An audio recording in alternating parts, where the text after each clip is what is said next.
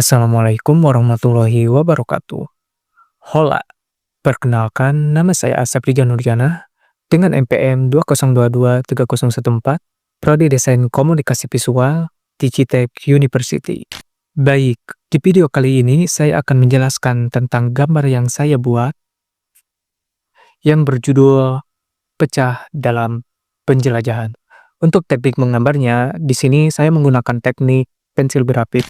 Gambar saya ini adalah hasil dari sebuah inspirasi, dari sebuah karya seorang pengarang buku dari Amerika Serikat yang bernama Richard Louv yang berjudul Last Child in the Woods, Saving All Children from Nature Deficit Disorder, yang jika diterjemahkan artinya adalah anak terakhir di hutan, menyelamatkan anak-anak kita dari gangguan kekurangan alam.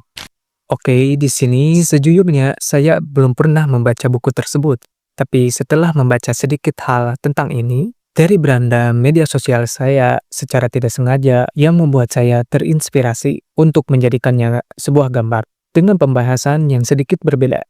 Dan alasan mengapa saya menggambar ini, itu dikarenakan saya merasa relate dengan kondisi kita di zaman sekarang. Oke, ini adalah penjelasan singkat tentang buku tersebut. Isi tentang buku tersebut ialah betapa pentingnya anak-anak untuk bisa terhubung dengan alam. Kurangnya interaksi dengan alam bisa menyebabkan masalah fisik, mental, dan juga emosional. Dan dengan berinteraksi dengan alam, anak-anak bisa tumbuh dengan sehat dan bahagia, dikarenakan banyak yang mengeksplorasi hal-hal yang baru. Nah, untuk versi gambar saya sendiri adalah di zaman sekarang, bukan hanya anak-anak saja yang butuh berinteraksi dengan alam, tapi kita juga sebagai orang dewasa, remaja, itu juga perlu berinteraksi dengan alam. Kenapa? Karena di zaman serba gadget, cepat, dan maju ini, membuat sebagian orang dewasa cenderung malas untuk keluar ruangan dan hanya memilih untuk bermain online, berjam-jam, scroll-scroll media sosial sampai lupa waktu. Yang padahal dampak dari kebiasaan tersebut itu bisa fatal.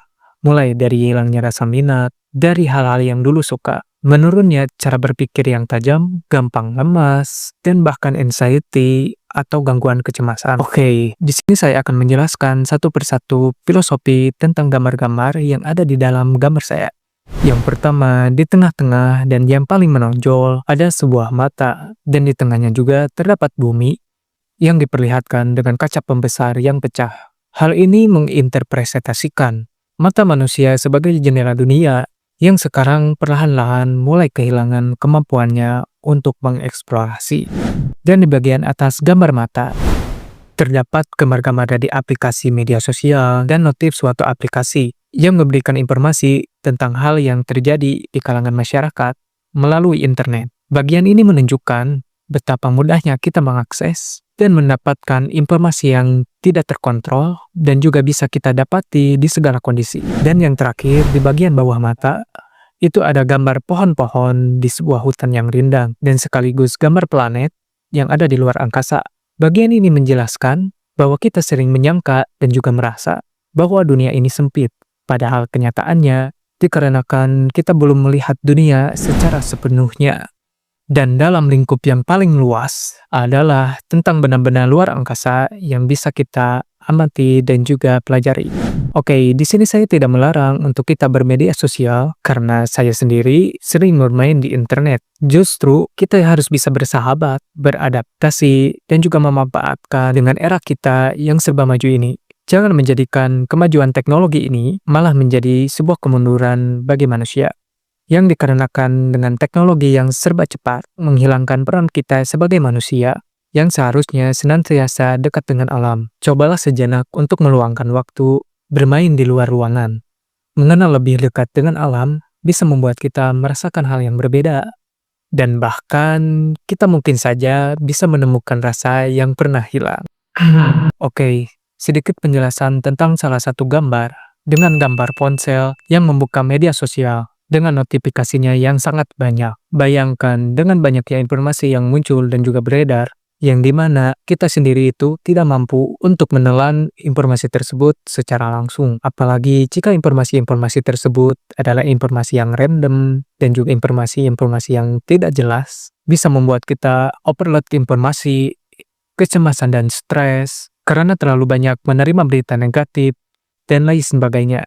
Maka dari itu, ada sebuah pepatah yang mengatakan bahwa kita adalah apa yang kita konsumsi. Dan pengingat ini bukan hanya untuk kalian saja, tapi ini juga berlaku untuk saya sendiri agar bisa mengelola dan bijak dalam bermedia sosial. Dan juga sebagai reminder betapa pentingnya kita mengenal lebih jauh tentang alam kita yang luas ini.